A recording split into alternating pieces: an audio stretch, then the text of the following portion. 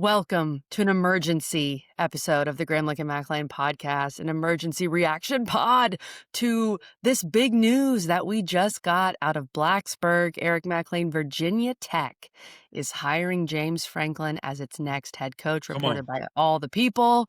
I know that you had been hearing rumblings of this for a while, so it's very exciting that it finally gets done. And to get it done this early, his introductory press conference, from what I saw, is Wednesday, Mhm. where you can hit the recruiting trail, you can hit the portal, you can get Yeah. things going.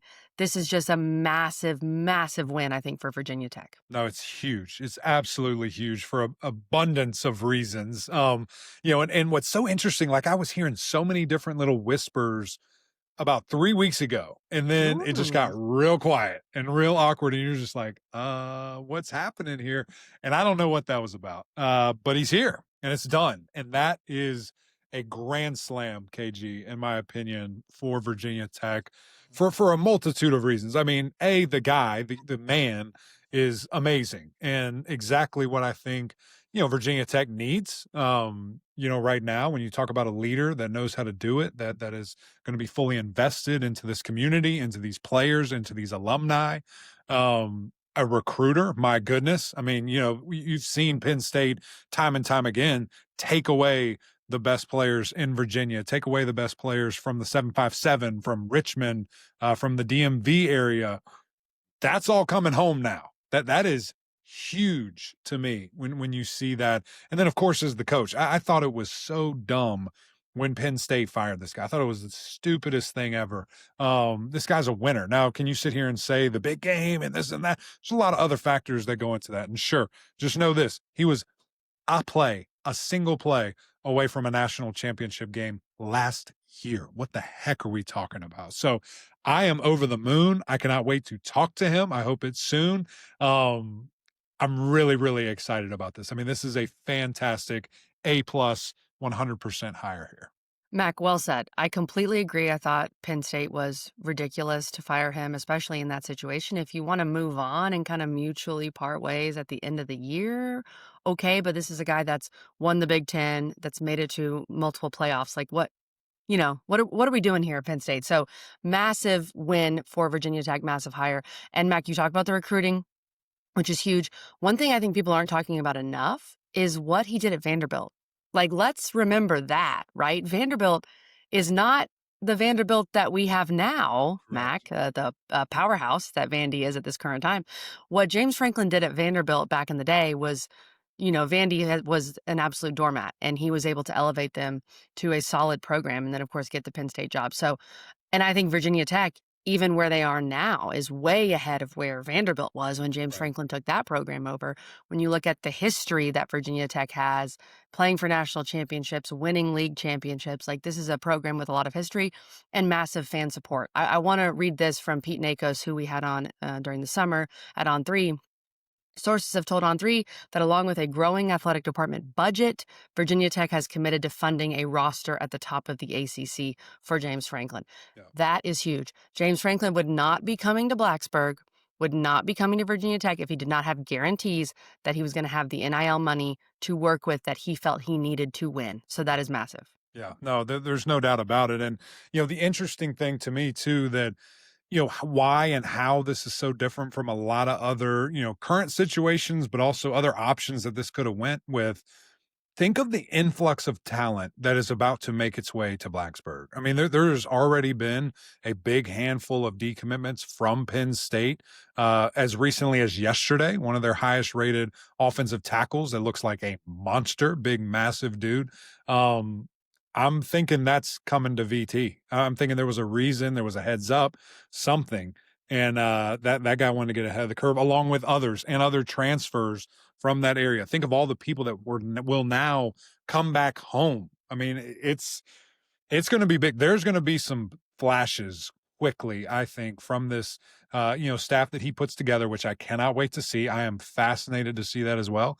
Who are going to be the coordinators? Who are going to be, the quarterback coach? When you look at the, kind of disarray that's been at Virginia Tech for these last couple of years at that position in particularly. So it's going to be really interesting, from that aspect. But again, the recruiting and the transfer portal, I just think it's gonna be really splashy, really quick, KG, when you see what this guy's able to do, who he's able to get to come back home, and I just again, I think of these fans and how excited they must be, and how juiced up, jacked up they've gotta be, 'cause it's going to instantly be better. Like, I can promise you that because of the transfer portal, because of who this guy is. Like, seriously, I said this on radio, I said it on Twitter earlier. Virginia Tech is now squarely in the 2026 college football playoff race right now today. When the heck have we ever thought that? Never, since you and I have been doing that. I mean, maybe a blip with that roster they had coming back, but that's what he is capable of doing. And I think that you should be so jacked up. It's not a, oh, we have to sit around and wait for 4 years. He gets his first recruiting class. And no, it's now. It's right now. And there's some pressure in that for sure, but it's just different. And it's this sleeping giant that Virginia Tech is that, guess what, baby? That one eye's open and it's about to wake up. I am so excited about this, KG.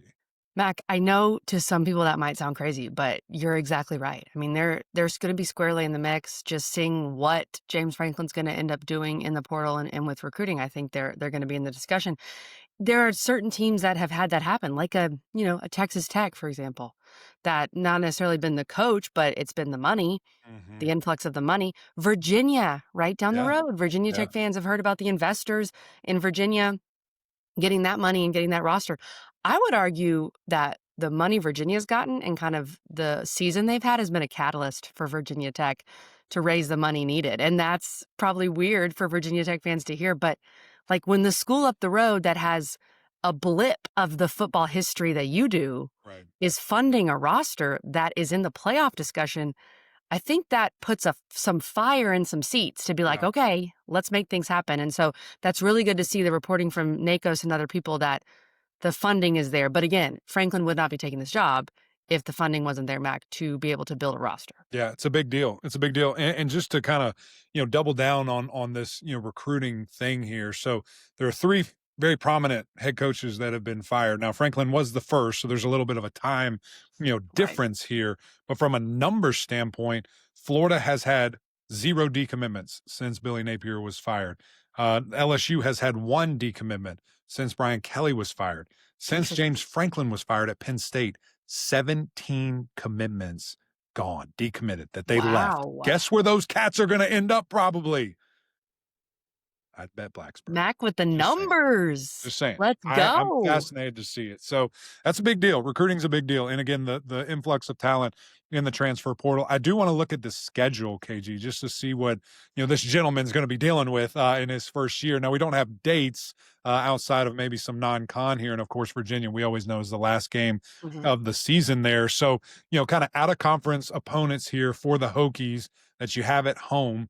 VMI, great. Old Dominion coach. Let me just tell you, don't lose to ODU. Great, great advice. If I could tell you anything in the world, that's the one thing. Do not do that.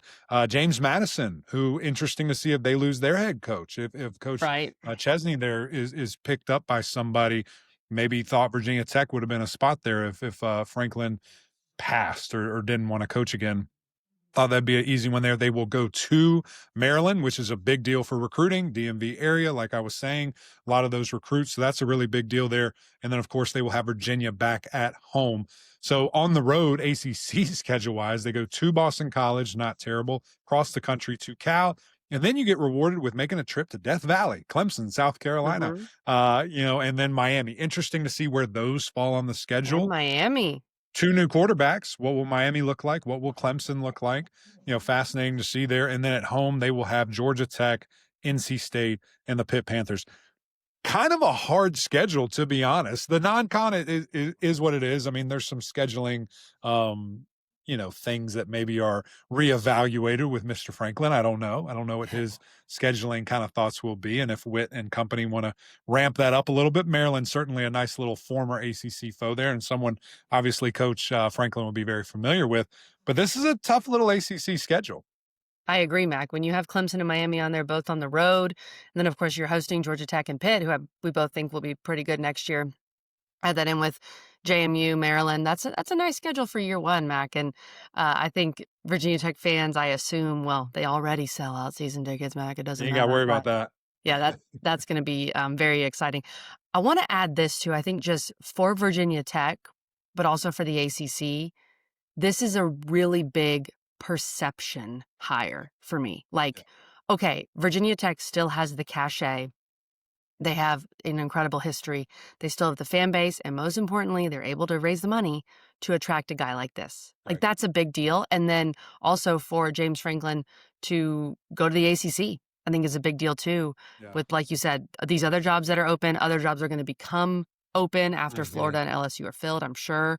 So to get this done now, and the fact that he's choosing Virginia Tech, choosing the ACC, huge deal across the board, Mac. I agree, and at a time where nobody has a stranglehold on this conference. This isn't, Right? Good point. 5, 6 years ago where it's Clemson. It's not 10, 12 years ago where it's Florida State. Like it's open and it just got a lot more difficult for anyone, to do that. And certainly a nice boost for, Virginia Tech there. So again, I am thrilled with this hire. I cannot wait to see what this staff looks like. I cannot wait to see, how this is turned around. You mentioned Vanderbilt. I mean, he literally Mhm. took a 2-win team to being a 9-win team Yeah. in 2 seasons. That's not with the portal as it is now. Again, I'm not putting I am, but I'm not putting all this pressure there. I'm just saying it's easier now. It's more accessible now. It can be quicker.